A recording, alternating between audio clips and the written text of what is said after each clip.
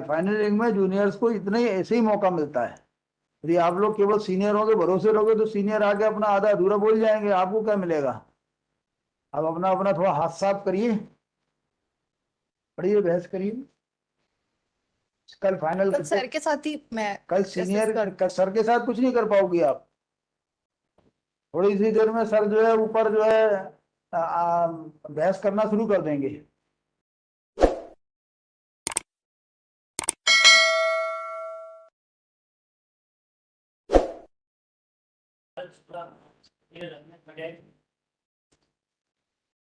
Lordship इसको कल के लिए रखते हैं। Senior will argue the matter. आपत्ति नहीं करना चाहिए आपको। No, Your Lordship, my senior will also argue. क्यों आप करिए ना आर्ग्यू। पहले तो अपीलेंट करेंगे सर। तो ये वो टाइम मांग रहे हैं, आप आपत्ति करिए। नहीं, पहले कल कर लेंगे सर। हमारे पहले सीनियर तो मैनेज करके आए हो क्या कि हाँ टाइम मांग लेंगे। नहीं, ऐसा कुछ नहीं। क्या है, क्या मैटर है ये। Your Lordship, it is regarding the nullifying the sale deeds which were executed by the father of the plaintiff. 4 sale deeds Your executed on suit has been dismissed or decreed. it has You are dismissed plaintiff or defendant. plaintiff, Your Lordship. You are plaintiff suit has been dismissed. Yes, Your Lordship. आपने बिल्कुल भी नहीं पढ़ा। Your Lordship, not as आप तो पढ़ा, आप बहस करिए। कोई फाइनल इयरिंग में ऐसे ही होता है, फाइनल इयरिंग में जूनियर्स को इतना ही ऐसे ही मौका मिलता है। यदि आप लोग केवल सीनियरों के भरोसे रहोगे तो सीनियर आके अपना आधा अधूरा बोल जाएंगे, आपको क्या मिलेगा। अब अपना अपना थोड़ा हाथ साफ करिए, पढ़िए, बहस करिए। कल फाइनल सर के साथ ही मैं कल सीनियर सर के साथ कुछ नहीं कर पाओगी आप। थोड़ी सी देर में सर जो है ऊपर जो है बहस करना शुरू कर देंगे। अब अपने केस नहीं, जो आपने तैयार किया उतना बताइए, बकाया कल पर रख देंगे।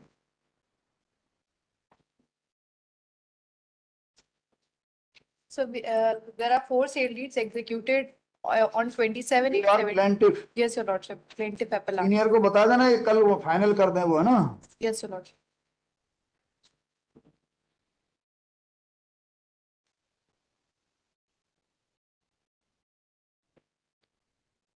Suit was for Declaration of sale deed. Suit was for declaration of title and sale deeds to be declared null and void in favor of plaintiff.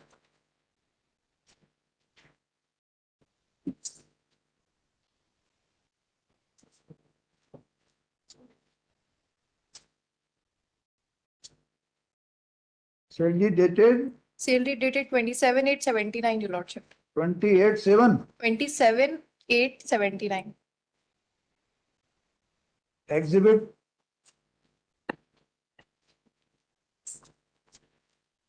मत बताइए, आगे चलिए।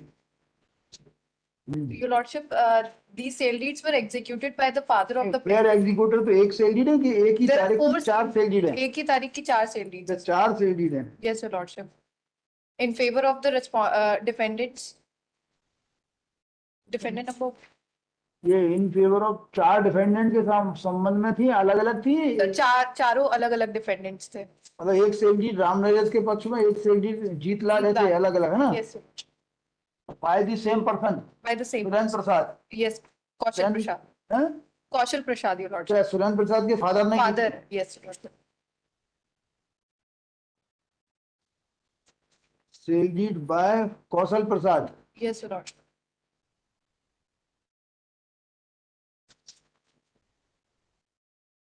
तो फिर सेल डीड के एग्जिबिट 4 होंगे, है ना। 4 सेल डीड है तो Exhibit 4 होंगे sir, P1, P2, P3 and P4.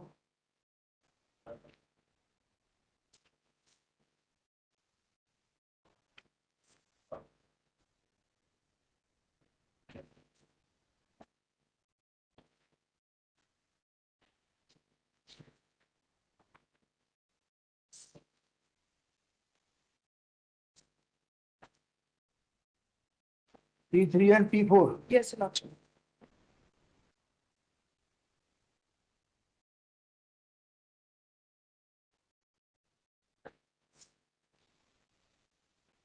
P4.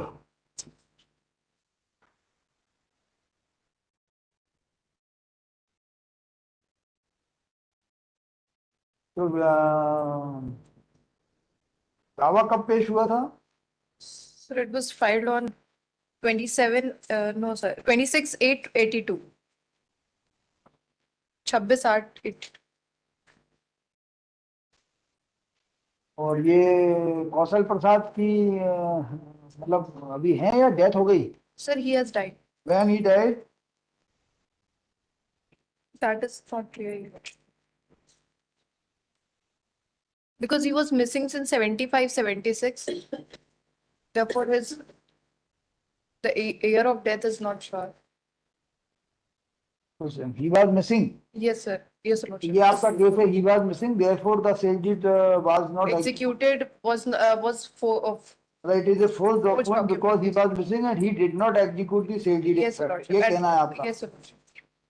पढ़िए दावे में क्या कौन से पैरा में लिखा है?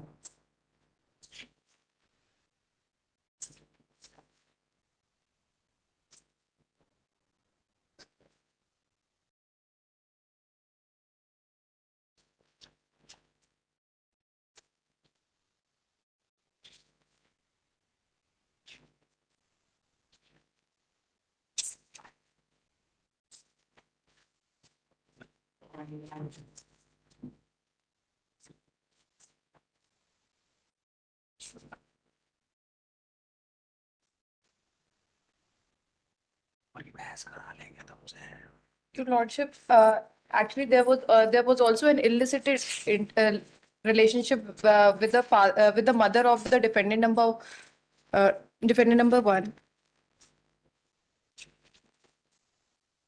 So he basically moved out from the family and started living with her.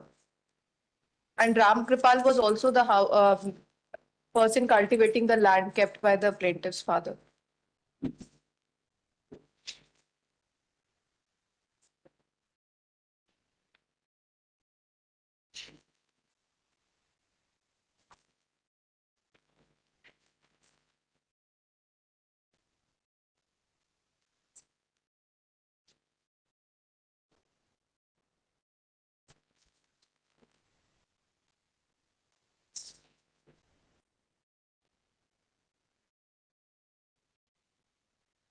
Lordship, it is 8th paragraph of the plaint. यह कि चारों विक्रय पत्र जो दिनांक 27/8/76 कौन सा para? Para 8 of the plaint.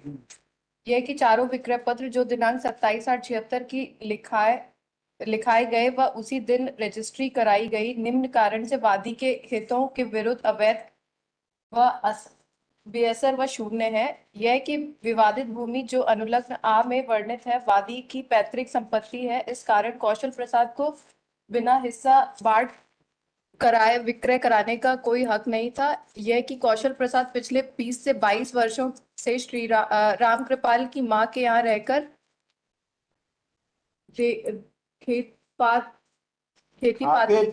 खाते पीते थे व पूर्ण रूप से राम कृपाल की मां के सम्यक प्रभाव में थे। राम कृपाल की मां का नाजायज दबाव के कारण उन्होंने वादी की पैतृक संपत्ति की विक्रय की रजिस्ट्री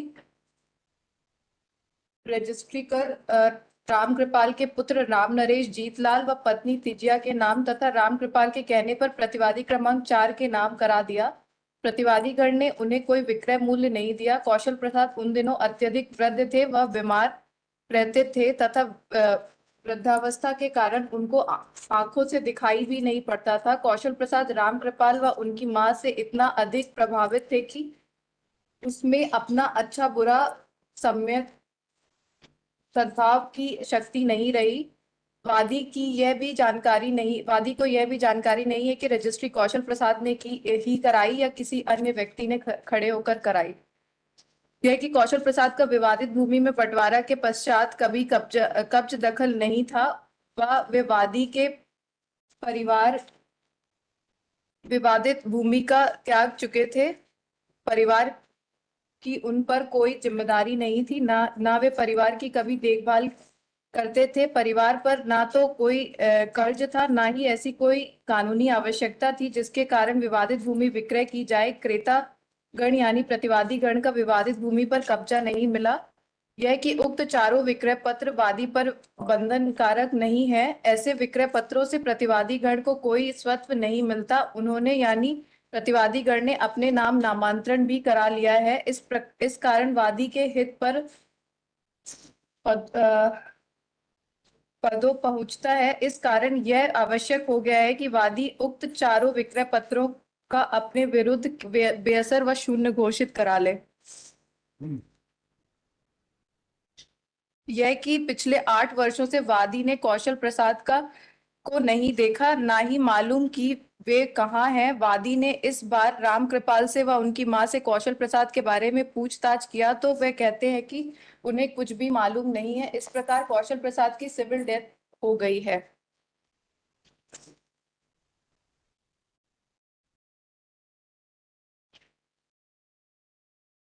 हाँ बताइए please। यह कि 1976 के आषाढ़ की फसल व उन्हारी की फसल वादी ने बोई फसल जब लगभग पक गई तब मार्च 1980 में पुलिस थाना नौगौद से मिलकर अनुलग्न आ में वर्णित संपूर्ण विवादित भूमि में फसल धारा 145 के तहत कुर्क करा दी गई है। तो ये जजमेंट पढ़ो, जजमेंट में क्या देखें। इसकी डेथ कब हुई, ये आया क्या रिकॉर्ड पर? Know your lordship. यहाँ से पढ़ो, कोर्ट का फैसला पढ़ो। इशू नंबर 13 में है लॉर्डशिप। क्या आया 13 में? आप यहीं से पढ़ो, पैराग्राफ 10 से।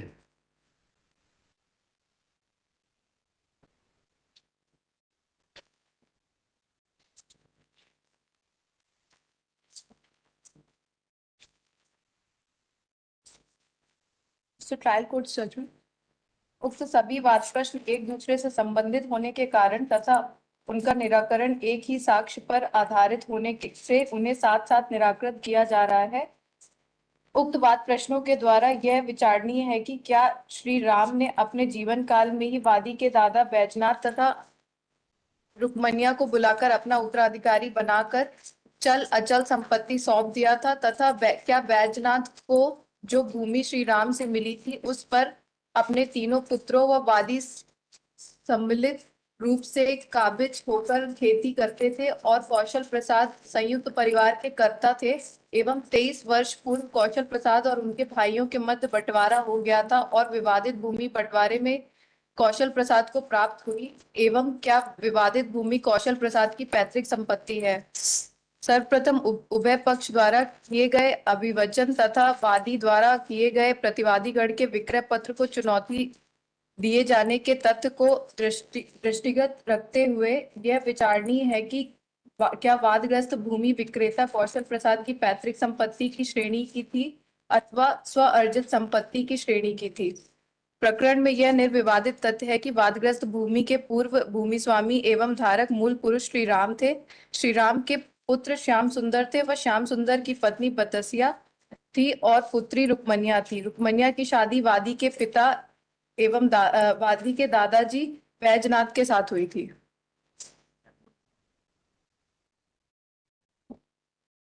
So Bajnath is the father of the Kaushal Prasad, your Shri Ram के पुत्र थे श्याम सुंदर Yes, your lordship. और श्याम सुंदर की पत्नी थी Batasiya. Yes. Lordship we have met the pedigree. Batasiya और इसकी रुक्मणी थी श्याम सुंदर की की लड़की। बेटी, yes, your lordship. And Sham Sundar died during the lifetime of Sri Ram. Therefore, he had no male issues left with him. Shyam सुंदर Died in the lifetime of Sri Ram. Therefore, there was no male issue left in the family, and the property fell into the share of Bajnath, who was the husband of Rukmaniya. ये कौन है? ये जिसने जमीन बेची है ये कौन था? बैजनाथ सर कौशल प्रसाद ने जमीन बेची है। कौशल प्रसाद was the son of Rukmaniya and Bajnath. One of the son among the three. रुक्मणिया? Yes, your lord. रुक्मणिया के पति का नाम बैजनाथ है Yes, your lordship. और रुक्मणिया के जो बच्चे का नाम क्या होता है? कौशल प्रसाद, चंद्रिका प्रसाद और लक्ष्मी प्रसाद। कौशल प्रसाद, Chandrika Prasad, and Lakshmi Prasad. Yes, Your Lordship. There are three issues. Chandrika Prasad and Lakshmi Prasad. Lakshmi प्रसाद।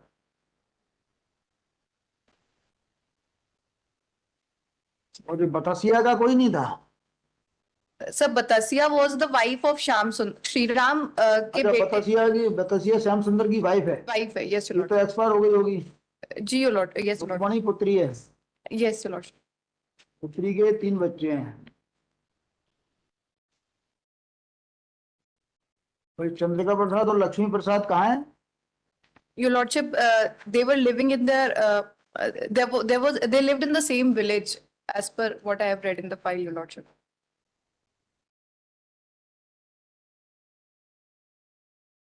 पढ़िए, पैरा 14 से पढ़िए। वादी साक्षी एक सुरेंद्र प्रसाद ने अपने कथन में यह बताया है कि उसके बाबा बैजनाथ के ससुर का नाम श्याम सुंदर था। श्याम सुंदर के पिता का नाम श्री राम था। श्री राम के जीवन काल में ही श्याम सुंदर की मृत्यु हो गई थी।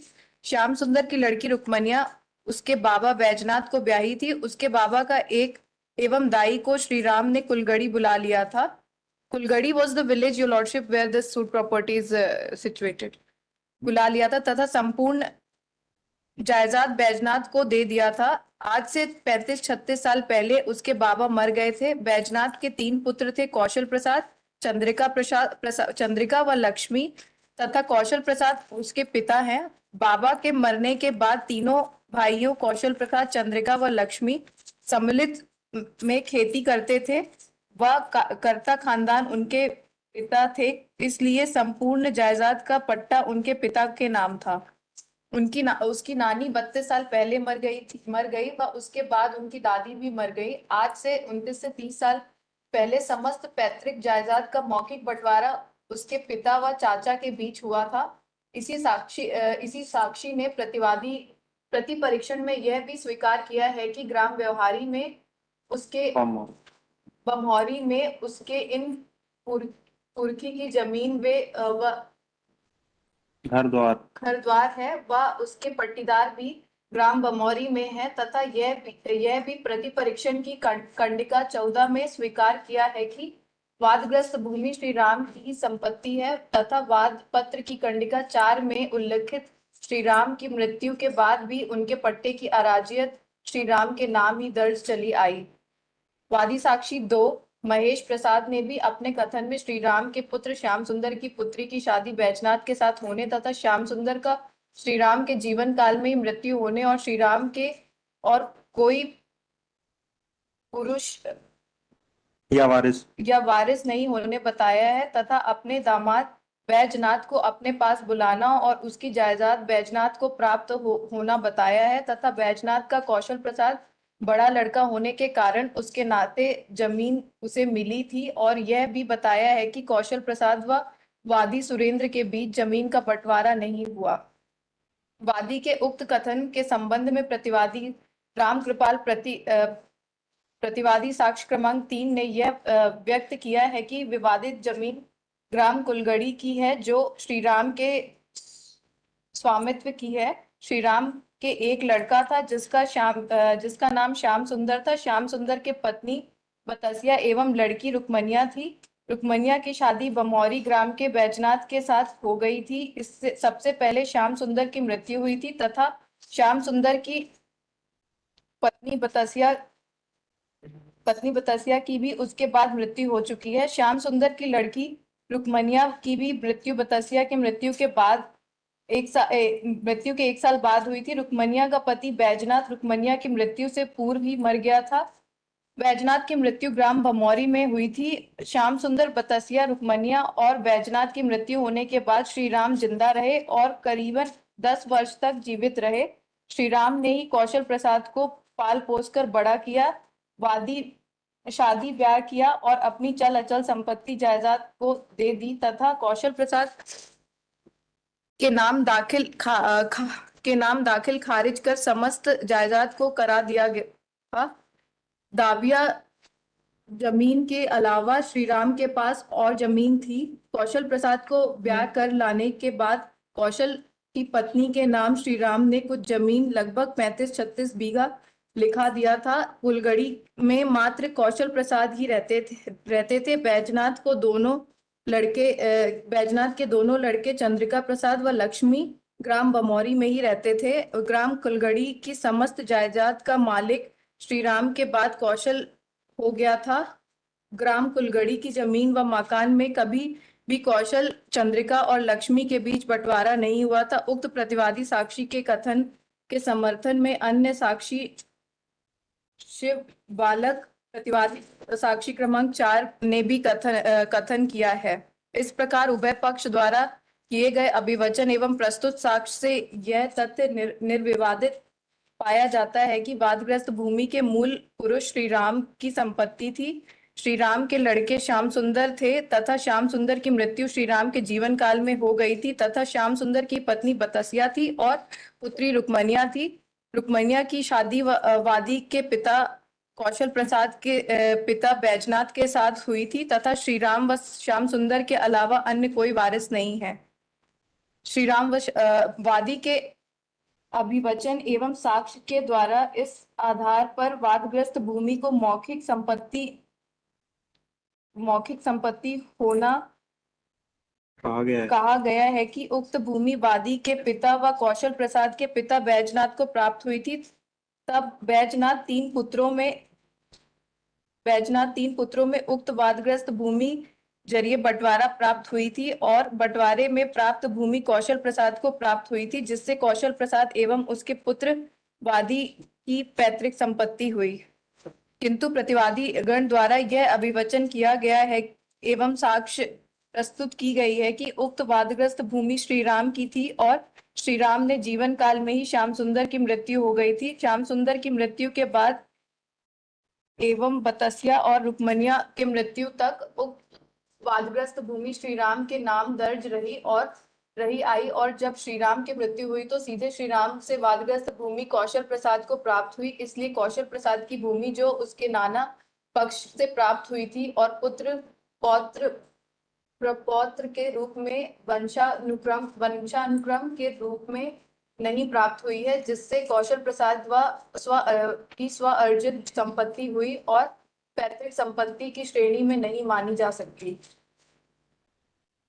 प्रतिवादी गण के अधिवक्ता द्वारा उक्त स्थिति में अपने तर्क का अवलंबन भगवान कुंवर विरुद्ध नन्ही Dulaiya Indian law reporters 1980 page 490 एवं AIR बच्चा बैठा है, कोई बच्चा लेके आया अपना, आपका बच्चा है। AIR 1953 पेज 495 तो आगे पैरा बीच से पढ़िए।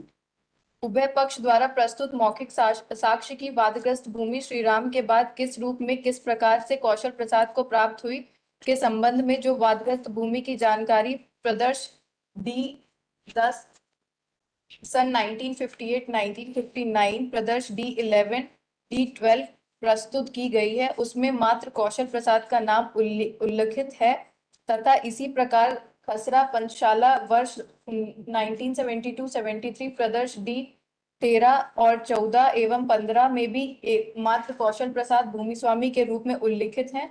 खसरा पंचशाला पैदा कब हुआ था सुरेंद्र प्रसाद?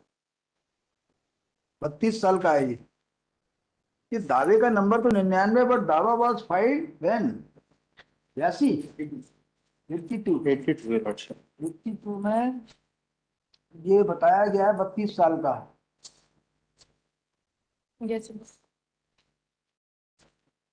चलो और पढ़ो।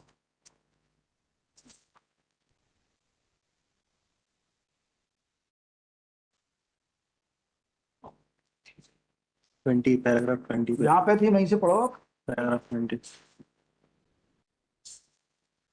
उभय पक्ष द्वारा मौखिक साक्ष्य की वादग्रस्त भूमि श्री राम के बाद किस रूप में किस प्रकार से कौशल प्रसाद को प्राप्त हुई के संबंध में जो वादग्रस्त भूमि की जमाबंदी प्रदर्श D10 सन 1958-59 प्रदर्श D11-12 प्रस्तुत की गई, उसमें मात्र कौशल प्रसाद का नाम उल्लिखित है तथा इसी प्रकार खसरा पंचशाला वर्ष 1972-73 प्रदर्श D13 14 एवं 15 में भी मात्र कौशल प्रसाद भूमि स्वामी के रूप में उल्लिखित है।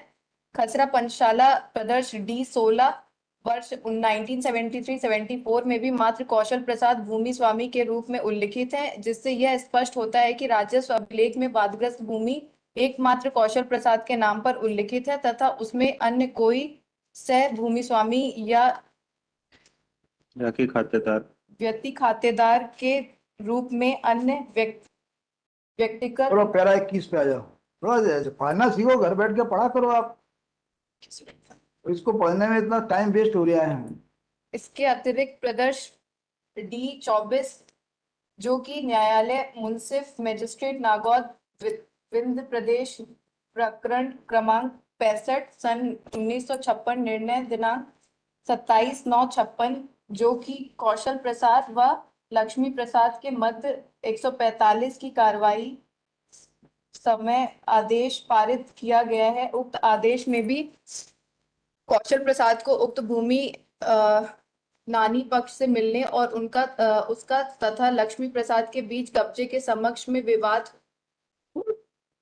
होना तथा 145 के अंतर्गत कार्रवाई किए जाने का उल्लेख किया गया है। उक्त राजस्व न्यायालय के प्रकरण में जो भी खसरा पंचशाला राजस्व अभिलेख सम्मिलित है उसमें भी एकमात्र चलो भूमि पैरा 22 पे आ जाओ।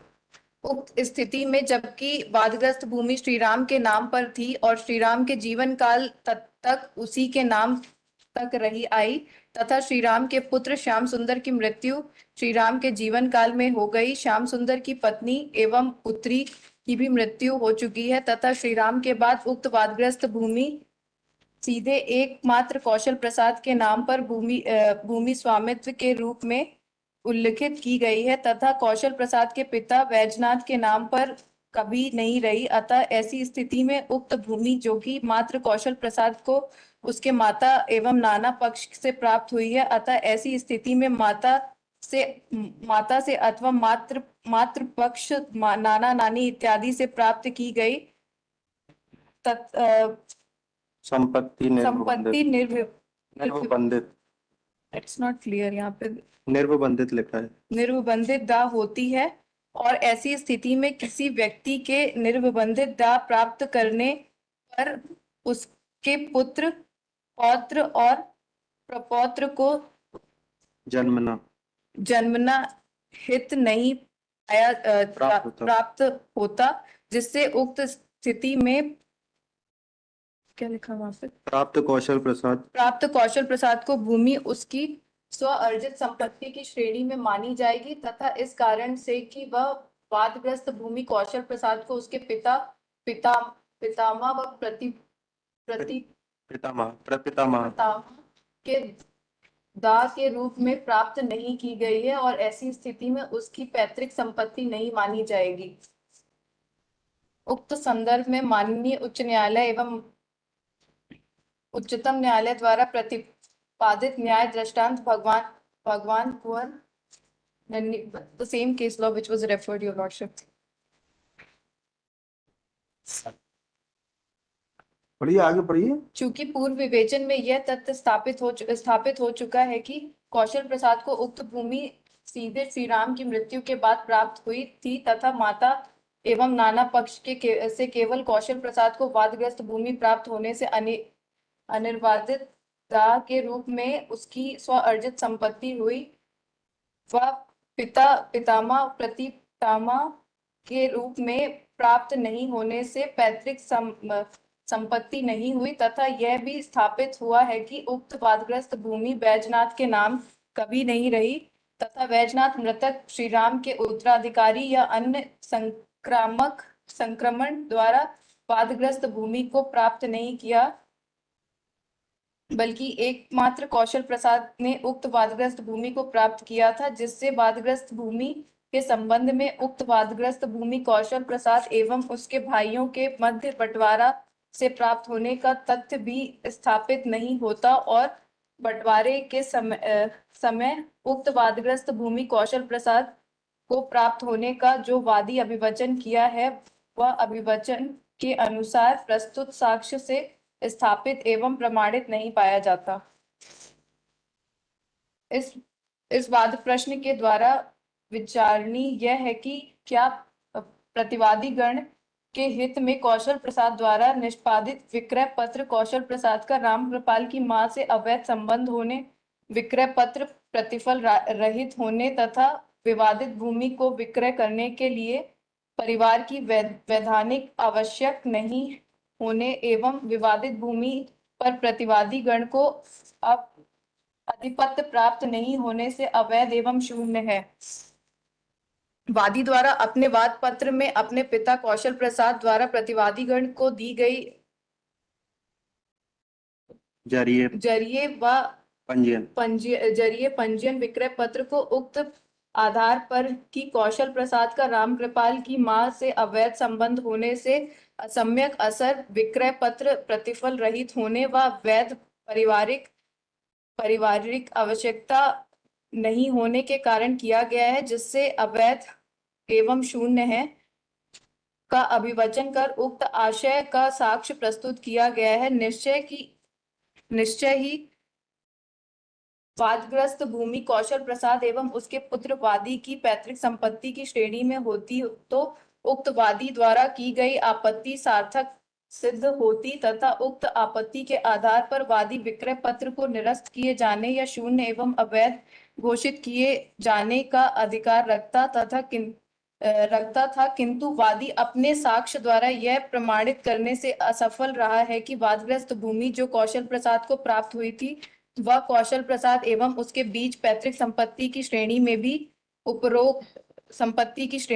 में भी उपरोक्त विवेचना के दौरान यह तथ्य स्थापित हुआ है कि वादग्रस्त भूमि कौशल प्रसाद की स्व अर्जित संपत्ति थी। अतः ऐसी स्थिति में जबकि वादग्रस्त भूमि कौशल प्रसाद के उसके जीवन काल तक स्व अर्जित संपत्ति के रूप में धारित किया था, अतः ऐसी स्थिति में कोई भी सहदायिक मिताक्षरा शाखा अपने पृथक संपत्ति का अन्य संक्रमण अंतरित करने का पूर्ण स्वतंत्र है। उक्त संदर्भ में श्रीमती रामकली एवं AIR 1980 पंजाब एवं हरियाणा। फलस्वरूप उक्त स्थिति में कौशल प्रसाद जो कि वादग्रस्त भूमि उसकी स्व अर्जित संपत्ति की श्रेणी की थी और उसके द्वारा वादग्रस्त भूमि जरिए रजिस्टर्ड विक्रय पत्र प्रतिवादी गण को आंतरित की गई है, अतः वह अपने जीवन काल में उक्त स्व अर्जित संपत्ति को आंतरित करने का अधिकार रखता था, जिससे वादग्रस्त भूमि के संबंध किया गया पंजीयन विक्रय पत्र अवैध एवं शून्य होना नहीं पाया जाता। इस वाद प्रश्न के द्वारा यह विचारणीय है कि क्या सन 1979 के आषाढ़ की फसल व उनहरी की फसल वादी ने बोई थी तथा कौशल प्रसाद की सिविल मृत्यु हो चुकी है, एवं क्या वादी ने सजरा खानदान असत्य वाद पत्र में उल्लिखित किया है और क्या श्रीराम की मृत्यु 1953 में हुई है।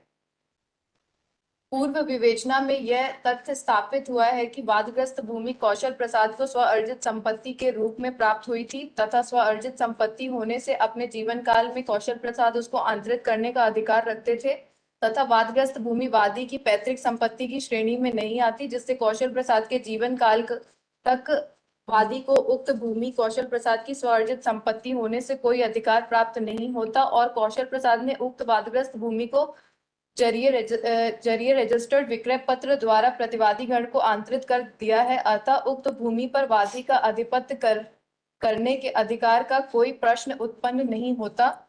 वादी द्वारा कौशल प्रसाद की सिविल मृत्यु होने का अभिवचन कर उसके संबंध में यह साक्ष्य प्रस्तुत किया गया है कि उसे काफी समय से देखा व सुना नहीं गया, किंतु इस प्रकरण में जबकि कौशल प्रसाद ने अपने जीवन काल में ही जरिए पंजीयन विक्रय पत्र वादग्रस्त भूमि को आंतरित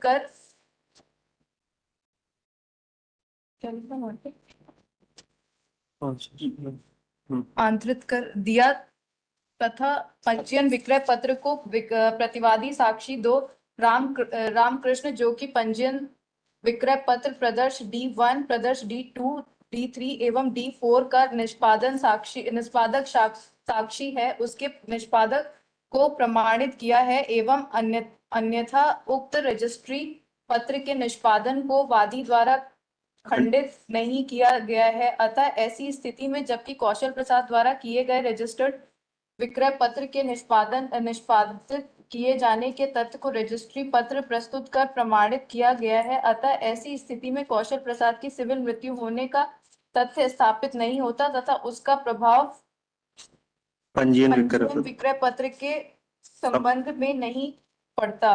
इन वाद प्रश्नों के द्वारा यह विचारणीय है कि क्या वादी का वाद अवधि में है, क्या इस न्यायालय को सुनवाई का अधिकार प्राप्त है एवं क्या न्याय शुल्क। इसमें कब्जे का क्या, कोई कब्जे में कौन है?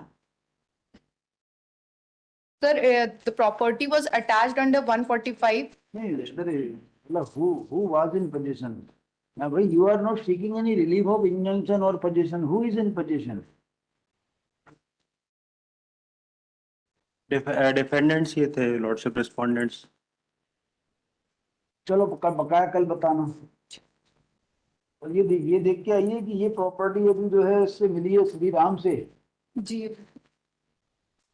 यदि ये श्री राम की खुद की प्रॉपर्टी होती तब तो, मतलब श्री राम की नहीं, सॉरी, कौशल प्रसाद की, तो यदि प्रॉपर्टी श्री राम से नहीं मिली होती और उसकी स्वार्थ संपत्ति होती तो वादी का हक हो सकता था। लॉर्डशिप, बैजनाथ के नाम का कोई डॉक्यूमेंट्री एविडेंस इन्होंने प्रोड्यूस नहीं किया है, सिर्फ ओरल उन्होंने बोला है कि बैजनाथ के नाम पे थी। नहीं, ये कौशल प्रसाद की प्रॉपर्टी जो है जी सन 58-59 में कौशल प्रसाद की संपत्ति दिख रही है कि ये है। जी। और कोर्ट उसको कौशल प्रसाद की संपत्ति मान भी रही है, तो क्या ये जो है इसमें इसका बच्चे का जन्म से अधिकार नहीं रहेगा? नानी पक्ष का नहीं, नानी पक्ष का ये कहा जा रहा है कि श्री राम ने जो है कौशल प्रसाद को दे दी थी। यदि यदि ये माना जाए कि कौशल प्रसाद को नहीं दी थी तो प्रॉपर्टी तीनों पर चली जाएगी, कौशल प्रसाद, चंद्रिका प्रसाद और लक्ष्मी प्रसाद पर। 3 बार से बताया ना आपने। यस। और यदि कौशल प्रसाद को दे दी थी, उन्होंने दे ही दी थी कि अकेले ही मालिक बना बन गया अब ये, तो ये कब दे दी थी? है ना, कब दे दी थी? 53 में। 53 में दे दी थी जी। कहाँ लिखा है?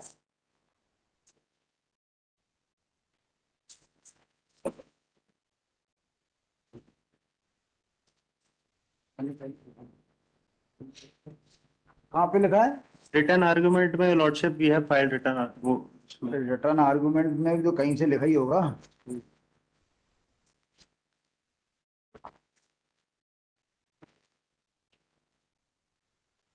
कोर्ट ने कहीं लिखा है कि 53 में दे दी थी?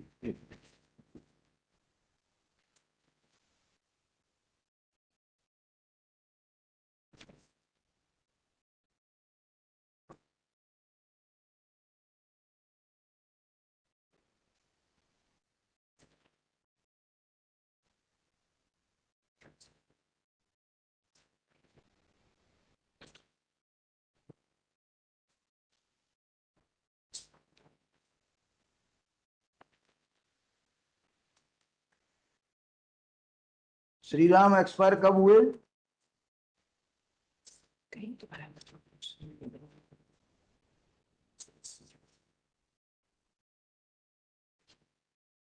मैंने कहा ना, श्री राम के बाद उक्त वादगत भूमि सीधे एकमात्र कौशल प्रसाद के नाम पर भूमि स्वामित्व के रूप में उल्लेखित की गई। श्री राम की डेथ क्या 53 के पहले हो गई थी? नहीं हुई थी लॉर्डशिप। श्री राम ने इसको जमीन दे दी थी। जी। वो भी लिख रही है कि ये कौशल प्रसाद को भूमि सीधे श्री राम की मृत्यु के बाद प्राप्त हुई, तो ये भी तो आया हुआ सीधे श्री राम एक्सपायर कब हुए? 1930 your lordship. जी 1930. 1938। 30. श्री राम की डेथ 1930 में हुई। Yes, sir. ऐसा इनका कहना है लॉर्डशिप। इसका Not plaint. तो कोर्ट का क्या कहना है, आपका क्या कहना है जल्द भाई?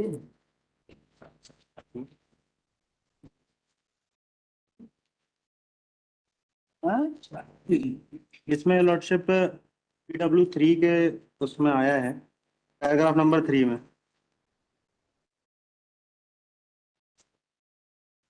सुझाव दिया था एक राम कृपाल के एविडेंस में आया है। नहीं, ऐसा इनका कहना है कि श्री राम की मृत्यु 53 में हुई। जी, कब हुई थी? बाद में हुई थी सर, ये इसके पैराग्राफ नंबर 3 में आया है श्री राम, ये राम कृपाल के बयान के। क्या कहा है इसने, पढ़ो।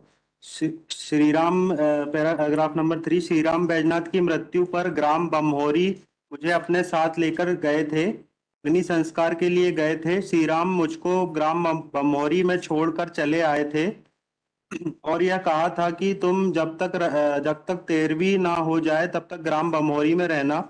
तो मैं बैजनाथ की 13वीं तक ग्राम बमहोरी में रहा था।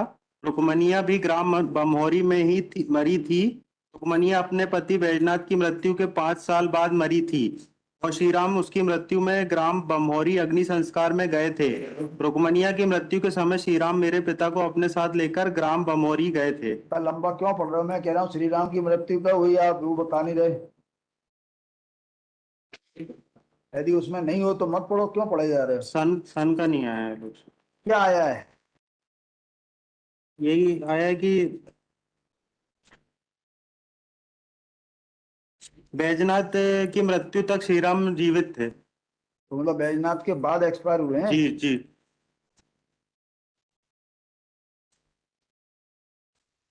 कब हुए?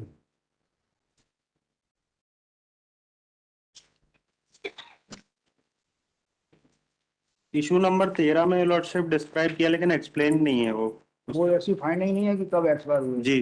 तो बात को कोर्ट ने विचार करना शुरू किया है, लेकिन विचार करने के बाद अंत तक नहीं पहुंची कोर्ट। जी।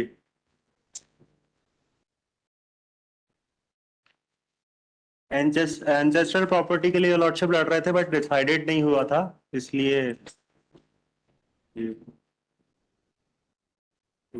डेथ भी डिस्प्यूटेड है इसलिए।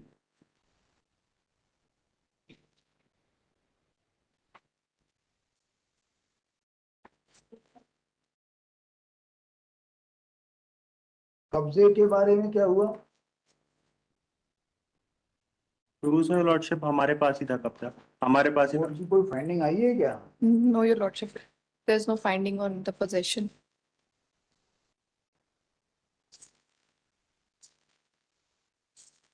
आपने अपना कब्जा कैसे स्थापित किया? आप कब्जे में हो?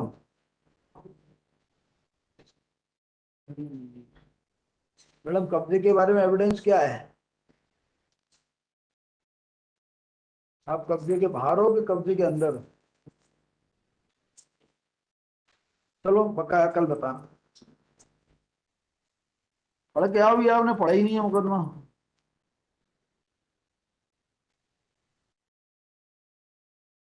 कब्जे के बारे में सारी फाइंडिंग चेक करके आओ, और फाइंडिंग तो है ही नहीं, एविडेंस देख कर आओ। Yes sir.